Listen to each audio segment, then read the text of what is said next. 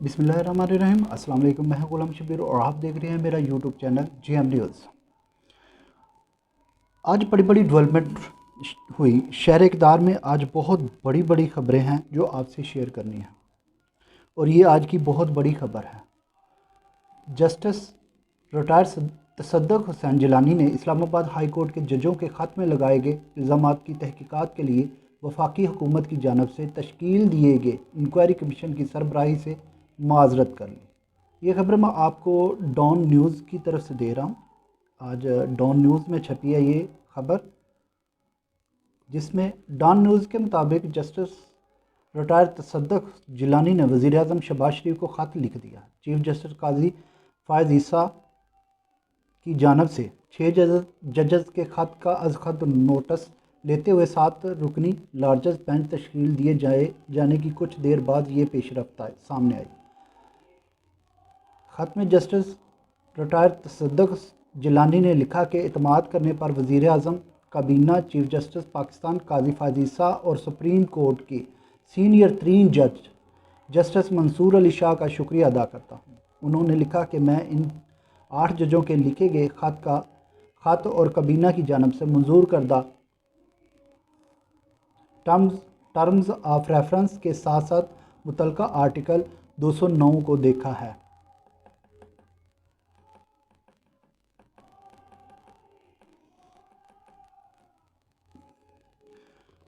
مزید لکھا کہ ججوں نے خط میں سپریم جوڈیشل کونسل اور اس کے chairman chief justice of Pakistan کو مخاطب کیا ہے، لہٰذا یہ عدالتی وقار کی خلاف ورزی ہوگی کہ ایسے معاملے کی انکوائری کرو جو سپریم کورٹ، جوڈیشل کونسل یا سپریم کورٹ کے دائرہ اختیار میں آتا ہے۔ انہوں نے خط میں لکھا کہ یہ معاملہ آرٹیکل 209 کے تحت نہیں آتا۔ واضح رہے کہ 30 مارچ کو اسلام آباد ہائی کورٹ کے ججز کے الزامات پر ایک رکنی انکوائری کمیشن بنانے کی منظوری دی گئی تھی، اور جسٹس ریٹائر تصدق جیلانی کو کمیشن کا سربراہ مقرر کیا گیا تھا۔ وفاقی کابینہ کے اجلاس کے بعد جاری اعلامیہ میں کہا گیا تھا کہ اجلاس نے 25 مارچ 2024 کو اسلام آباد ہائی کورٹ کے 6 معزز جج صاحبان کی جانب سے لکھے گئے خط کی مندرجہ ذیل پر تفصیلی غور کیا۔ اجلاس کو بتایا گیا کہ سپریم کورٹ کے فل کورٹ اعلامیے کے مطابق عزت مآب چیف جسٹس آف پاکستان قاضی فائز عیسیٰ کے وزیر اعظم سے ملاقات میں انکوائری کمیشن کی تشکیل تجویز ہوئی تھی۔ بعد ازاں کمیشن کے سربراہ جسٹس ریٹائرڈ تصدق حسین جیلانی نے ڈان نیوز سے خصوصی گفتگو کرتے ہوئے کہا تھا کہ حکومت کی جانب سے کمیشن کی سربراہی کا کہا گیا ہے، حکومت کی جانب سے پیش کی گئے TROs کا بغور جائزہ لیا گیا ہے، اور میں نے کمیشن کی سربراہی کے لیے رضامندی ظاہر کر دی ہے۔ قبل ازاں وزیر اعظم نے چیف جسٹس کو کابینہ کی منظوری سے جوڈیشل کمیشن قائم کرنے کی یقین دہانی کرائی تھی۔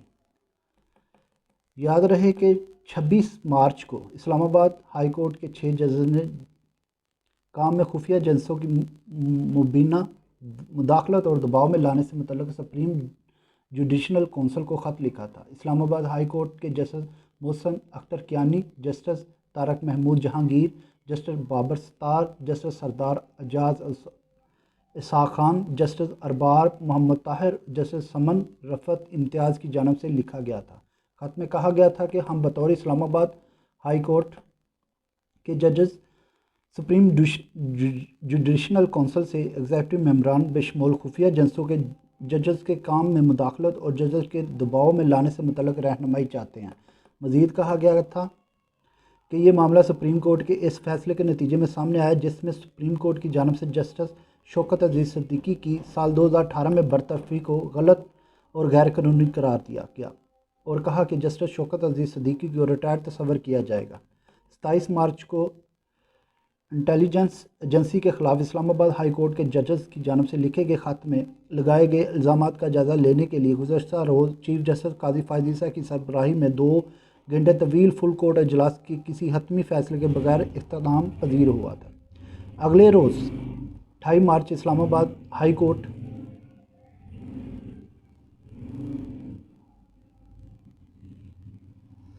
اسلام آباد میں اٹارنی جنرل انور مسعود کے ہمراہ پریس کانفرنس کرتے ہوئے اعظم نذیر تارڑ نے کہا تھا کہ وزیر اعظم چیف جسٹس اور سینئر ججز سے ملاقات ہوئی جو 1.5 گھنٹہ جاری اور ملاقات بڑے خوشگوار ماحول میں ہوئی۔ ان کا کہنا تھا کہ حکومت نے خط کے معاملے کی تحقیقات کا فیصلہ کیا ہے، جبکہ چیف جسٹس نے بھی تحقیقاتی کمیشن بنانے پر اتفاق کیا۔ انہوں نے کہا تھا کہ وفاقی کابینہ کا اجلاس کل ہوگا، وزیر اعظم کا کل خط کا معاملہ کابینہ کے سامنے رکھیں گے۔ کابینہ اجلاس میں کمیشن آف انکوائری ایکٹ کے تحت کمیشن تشکیل دیا جائے گا، جبکہ غیر جانبدار شخصیت انکوائری کمیشن کی سربراہی کریں گے۔ شرح اقدار سے ایک اور بہت بڑی خبر، عمران خان کے کیس توشہ خانہ کیس میں ایک بڑی پیش رفت ہوئی ہے، جس میں عمران خان اور بشرا بی بی کی سزا معطل کر دی گئی ہے۔ اس سے پہلے بھی بہت سے صحافی، تجزیہ نگار، سیاستدان اور معاشرہ دان سبھی یہ کہہ رہے تھے جیسے جتنی جلدی یہ کیس کی سزا سنائی گئی ہے اس میں بہت سی غلطیاں اور بہت سی خامیاں ہیں، جس کی وجہ سے جب بھی یہ سینئر ترین ججز کے سامنے کیس جائے گا اس کی یہ ایک دن میں ہی اڑ جائے گا اور یہ ختم ہو جائے گا، یہ سزائیں بالکل ختم ہو جائیں گی۔ ایسا ہی ہوا آج توشہ خانہ کیس میں عمران خان اور بشرا بی بی کی 14 سال کی سزا معطل کر دی گئی۔ اور مزید آپ کو میں بتاتا ہوں ڈان نیوز کی طرف سے، توشہ خانہ کیس میں عمران خان اور بشرا بی بی کی سزا معطل۔ آتے ہیں اس خبر کی طرف، توشہ خانہ کیس میں عمران خان اور بشرا بی بی کی سزا معطل۔ یہ خبر ایکسپریس نیوز میں چھپی گئی ہے، جو میں آپ کو بتا رہا ہوں۔ اسلام آباد ہائی کورٹ نے توشہ خانہ نیب ریفرنس میں بانی پی ٹی آئی اور بشرا بی بی کو سزا معطل کر دی۔ ہائی کورٹ میں توشہ خانہ نیب ریفرنس میں بانی پی ٹی آئی اور بشرا بی بی کی سزا کے خلاف اپیل پر سماعت ہوئی۔ عدالت نے استفسار کیا کہ کیا آج اپیل سماعت کے لیے مقرر ہے؟ اپیل شروع نہیں کریں گے، اگر آپ چاہتے ہیں تو سزا معطلی پر دلائل دے دیں۔ وکیل علی ظفر نے کہا کہ ہم سزا معطلی کی بجائے مرکزی اپیل پر دلائل دیں گے۔ چیف جسٹس عمر فاروق نے ریمارک دیے کہ سیفر کیس کا کل سماعت کے لیے مقرر ہے، جو کچھ دنوں میں مکمل ہو جائے گا۔ توشہ خانہ کیس آج سن کر کل سماعت کے لیے نہیں رکھ سکتے۔ سیفر کیس میں ایف آئی اے کے دلائل شروع ہونے ہیں، ہمیں نہیں معلوم وہ کتنا وقت لیتے ہیں، ہم توشہ خانہ کیس کو عید کے بعد رکھ لیتے ہیں۔ جسٹس میاں گل حسن اورنگزیب نے نیب پروسیکیوٹر سے پوچھا کیا نیب سزا معطلی پر کوئی موقف پیش کرنا چاہتا ہے؟ نیب پروسیکیوٹر نے کہا کہ فیصلہ کا جائزہ لیا ہے، یہ سزا معطلی کا کیس ہے، ہمیں سزا معطلی پر ہی کوئی اعتراض نہیں، تاہم اپیلیں ابھی نہیں سنی جا سکتی۔ اس پر عدالت نے کہا کہ یہ نیب کا بڑا قابل تعریف موقف ہے، اس پر ہم سراہتے ہیں۔ بانی پی ٹی آئی کے وکیل نے استدعا کی کہ سزا کے ساتھ سزا کا فیصلہ بھی معطل کر دیا جائے۔ جسٹس میاں گل حسن اورنگزیب نے کہا کہ وہ معاملہ سپریم کورٹ میں ہے، ابھی اس کو چھوڑ دیں۔ عدالت نے توشہ خانہ کیس میں بانی پی ٹی آئی اور بشرا بی بی کے ساتھ سزا معطل کر دی۔ نیب پروسیکیوٹر کے بیان کی روشنی میں یہ سزا معطل کی گئی۔ آتے ہیں ایک اور خبر کی طرف۔ جیسے آپ کو پتہ ہے کہ کل رات پٹرول کی قیمتوں میں مزید اضافہ کیا گیا، وہاں پر اس حکومت کا ایک اور تحفہ، جس میں عید سے قبل پٹرول کے بعد بجلی بھی مزید مہنگی ہوگی۔ ₹2.75 فی یونٹ اضافے کا نوٹیفیکیشن جاری کر دیا گیا۔ نومنتخب حکومت نے عید الفطر سے قبل پٹرول کے بعد شہریوں کے لیے بجلی بھی ₹2.75 فی یونٹ مہنگی کر دی۔ یہ وہ وزیر اعلیٰ ہیں جو اقتدار میں آنے سے پہلے کہہ رہے تھے کہ غریب عوام کو ریلیف دیں گے اور بجلی کا 300 یونٹ فری عوام کو دیں گے۔ تو آج یہ دیکھ لیں ڈان نیوز کی رپورٹ کے مطابق کہ حکومت نے غریب لوگوں کو کیا تحفہ دیا۔ National electric power regulatory authority نے بجلی ₹2.75 فی یونٹ مہنگی کرنے کا نوٹیفیکیشن بھی جاری کر دیا۔ نیپرا نوٹیفیکیشن کے مطابق بجلی رواں مالی سال کے دوران سماحی ایڈجسٹمنٹ کے مد میں مہنگی کی گئی۔ صارفین سے اضافی وصولیاں اپریل، مئی اور جون میں کی جائیں گی۔